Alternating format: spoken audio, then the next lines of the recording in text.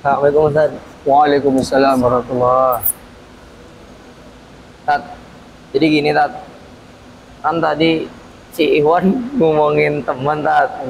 Nah, kan aneh juga takut katanya kan kata Ustaz sebelumnya kalau misalkan ngomongin orang di bulan puasa kan nggak boleh. Itu gimana Tat? Ngomongin gimana nih maksudnya? Yang aneh omongin sesuai kenyataannya kan. Kemarin dia kayak gitu. Oh, berarti ini ngomongin teman ente.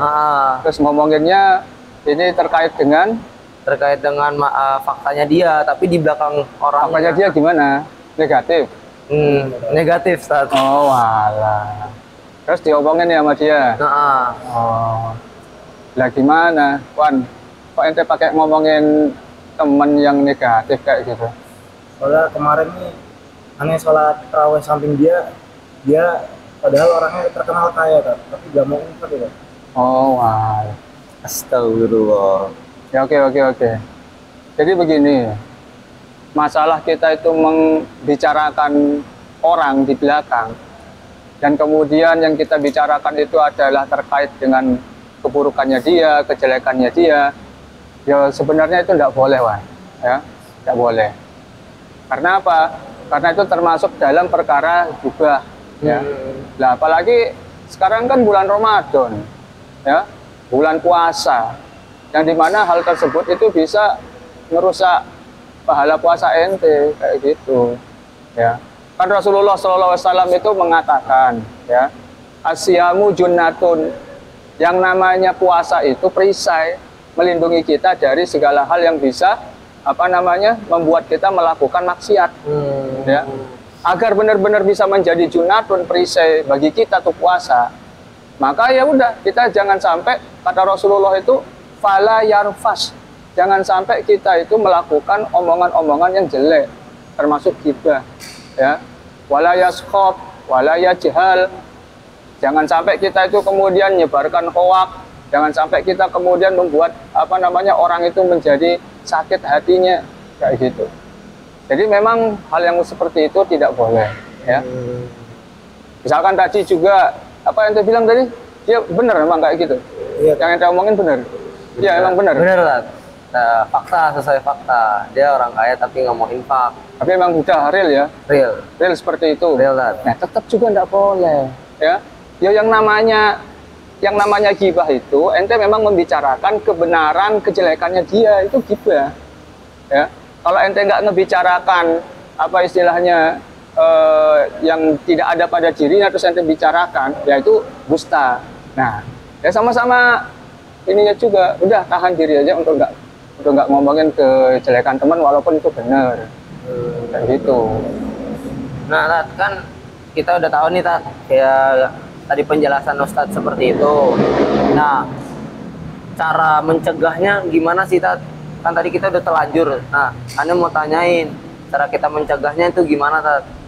Ya kalau berbicara tentang tadi sudah melakukan, terus gimana agar kita itu bisa lebih baik lagi, ya istilahnya pertama ya kita bertobat. Akui bahwasanya itu perbuatan yang nggak bagus, itu perbuatan yang nggak baik, ya di sisi Allah itu tetap dihitungnya dosa. Maka kalau ente itu pengen terbebas dari yang seperti itu, pertama akui dulu kalau itu salah, akui itu adalah dosa, maka bertaubat. Ya. Kemudian Rasulullah SAW mengatakan apa? Wa'ad bi'is sayyi'atal hasanata tamhuha wa khaliqin nas bi khuluqin hasanin. Jadi kalau sudah melakukan suatu hal yang buruk, maksiat, ya ente harus balas perbuatan itu dengan melakukan kebaikan. Karena kebaikan yang kita lakukan itu nanti, itu yang akan menjadi penghapus dari kejelekan yang sudah kita lakukan. Jadi ente akui enggak itu buruk? Ente nggak usah bilang itu, yang penting benar Tat, itu dia ngelakukan itu tetap salah ya. Ente akui salah enggak? Ya, jadi ya benar kata si Zaki, itu emang salah ya. Jadi ente bertobat, ini syukur ente punya teman kayak dia, saling mengingatkan kayak gitu. Ya, bertobat, aku itu salah. Setelahnya ikuti dengan akhlak yang baik, balas dengan akhlak yang baik, ya kayak gitu.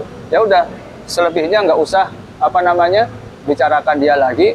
Akhlak baiknya apa? Husnuzan aja sama dia. Ya, kalaupun toh benar ya ente doakan. Mudah-mudahan dia bisa jadi lebih baik. Kalaupun ente bisa menasehati dia, itu jauh lebih Baik. lebih bagus kayak gitu daripada hanya sekedar ngomongin di belakang. Kan kata Rasulullah SAW itu, kalau kalian melihat kemungkaran itu bisa kalian cegah dengan 3 hal, ya. Kalian itu bisa cegah dengan tangan kalian, ya, langsung gitu dia tegur. Tapi kalau emang nggak bisa dengan cara langsung frontal, ya ente omongin, ya, dengan omongan. Nggak bisa juga, ya dengan hati. Ente akui itu salah dengan batin ente, tapi kemudian ente doakan mudah-mudahan dia bisa mendapatkan hidayah. Seperti itu, ya. Ya sudah, selebihnya pokoknya langsung dibalas dengan perbuatan baik aja, ya. Jangan diulangi lagi. Nah, Tat, ada pertanyaannya lagi, Tat. Nah, masalahnya kan kita belum tahu. Kita tadi udah ngomongin teman kita di belakang kayak gitu, Tat. Nah, cara ngegugurin dosanya tuh kayak gimana sih, Tat? Aneh, khawatir, takutnya Allah marah sama kita, Rasulullah juga marah sama kita. Dan tadi yang seperti tak bilang itu, ente itu tobat, ya. Jangan ente omong-omongi lagi. Terus ente itu husnuzon sama teman ente. Wa'ad bi'is sayyi'atal hasanata tamhuha. Ente balas tuh perbuatan ngomongin teman tadi yang enggak baik itu dengan perbuatan yang baik, dengan akhlak-akhlak yang baik, dengan amalan-amalan yang soleh. Di antara amal soleh itu apa? Ente husnuzon sama teman. Husnuzon ini hal yang berat loh, ya.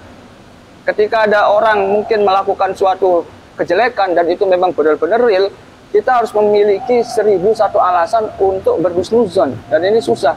Tapi kok bisa dilakukan di bulan Ramadan ini? Wah, pahalanya berlipat-lipat, dan itu bisa menjadi wasilah perantara ngegugurin ya tadi kesalahan yang ente sudah lakukan, termasuk gibah tadi, ya.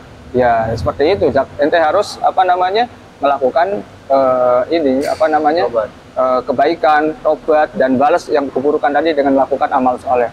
Sama ini, kita pun juga harus tahu keutamaan apa nih yang ente bakal dapat kalau ente itu menghindari yang kayak begitu. Ini ya bisa dikatakan mungkin ini terakhir lah ya. Ente tak kasih tahu nih, biar ente itu termotivasi gitu loh untuk meninggalin hal yang kayak begini, terutama gibah, ngomongin orang tadi. Pernah di zamannya Rasulullah itu, ketika Rasulullah SAW lagi kumpul sama para sahabatnya, itu Rasulullah bilang, ini bentar lagi bakal datang ahli surga.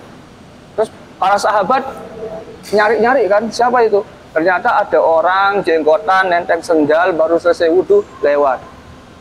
Kemudian hari berikutnya, Rasulullah bilang lagi, akan datang ahli surga. Ternyata yang datang orang yang sama, seperti orang yang kemarin. Orang yang baru selesai ambil air wudhu, jenggotnya basah, bawa sendal. Kemudian ada seorang sahabat, singkat cerita, ada seorang sahabat ini penasaran, kok dia bisa jadi ahli surga. Kemudian ada sahabat yang berpura-pura bertamu ke rumahnya, ada sahabat yang bertamu ke rumahnya dan kemudian berpura-pura beralasan kepada yang dikatakan oleh Rasulullah tadi ahli surga itu, kalau dia lagi punya masalah sama orang tuanya. Kemudian dia izin untuk nginep di rumahnya itu. Kemudian sahabat ini nginep selama beberapa malam, ya. Dan kemudian dia perhatikan, ini kok yang dikatain dan dijamin masuk surga sama Rasulullah, dianya ini tahajudnya nggak pernah, amalannya biasa aja. Sampai kemudian di hari yang ketiga, sahabat ini kemudian ngobrol sama yang dijamin sama Rasulullah masuk surga tadi. Terus akhirnya ditanya nih, wahai sahabatku, ketahuilah bahwasanya aku sebenarnya nggak ada punya masalah sama orang tuaku. Cuma aku itu penasaran aja, kamu ini amalannya apa? Karena kamu itu dijamin masuk surga oleh Allah Subhanahu wa Ta'ala melalui lisan Rasulullah Shallallahu Alaihi Wasallam. Nah, setiap saya nginep di sini, saya perhatikan kamu amalannya biasa-biasa aja.